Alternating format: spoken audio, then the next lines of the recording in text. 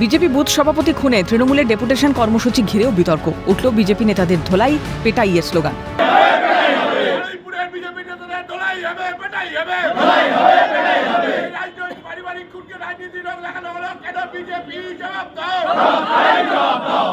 আর এখানেই প্রশ্ন উঠছে, কেন ধোলাই পেটাইয়ের নিদানের স্লোগান? এমন আক্রমণাত্মক মনোভাব কেন? আতঙ্কের বাতাবরণ তৈরি করে কিছু ধামাচাপা দেওয়ার চেষ্টা? শান্ত বারুইপুরকে অশান্ত করার চেষ্টা হলে ব্যবস্থা নেবে তৃণমূল। বিতর্কের মুখে মন্তব্য বারুইপুর ব্লক তৃণমূল সভাপতি গৌতম কুমার দাসের। এটা তো আজকের উত্তেজনাকর পরিস্থিতিতে কর্মীরা তো বিভিন্ন ধরনের বিভিন্ন স্লোগান দিয়েছে। আমরা কোনো বারুইপুরে অশান্তি চাই না, আমরা বারুইপুরের শান্তিই চাই। কিন্তু কেউ যদি বারুইপুরের শান্ত পরিবেশকে অশান্ত করার চেষ্টা করে, নিশ্চয়ই তৃণমূল কংগ্রেসটা ঘরে বসে থাকবে না কিংবা রসগোল্লা ছুড়ে দেবে না, তার যথোচিত ব্যবস্থা তো অবশ্যই নিতে হবে। গত 8ই অগস্ট বারুইপুরের বিজেপি বুথ সভাপতি রাজীব বিশ্বাসকে নৃশংসভাবে মারধর করা হয়।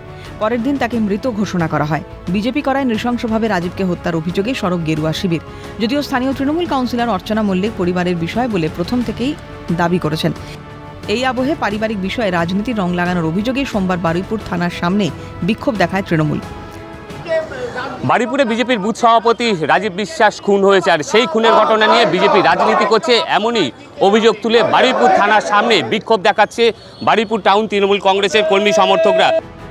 বারুইপুর হত্যাকাণ্ডে দোষীরা কেউই তৃণমূলের নয় দাবি করে প্রকৃত দোষীদের গ্রেপ্তারির দাবি তোলেন শাসক দলের কর্মী সমর্থকরা।